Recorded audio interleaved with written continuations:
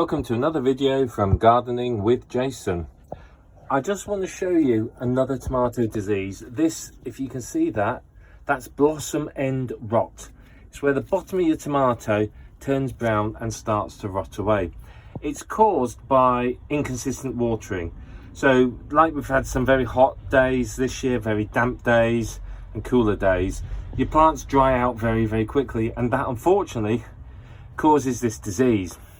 You can put drip feeders in your tomatoes. That will help to protect them and will help to keep them safe and stop this from happening. However, it's not guaranteed. Unfortunately, it's just one of those things.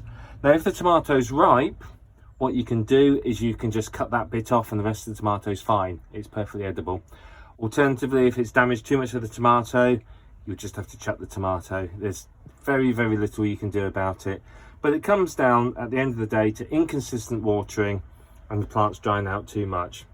And if that's been happening on your tomato plants, you may well get this. But remove the fruits if they're immature and destroy them and keep watering it, and the rest of them should be okay.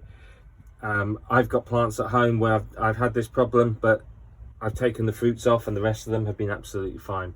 So not a huge issue, but still one that you need to be aware of. And I'll just show you it again there. You can see the bottom of the tomato where the blossom part was blackens and rots, and that's blossom end rot.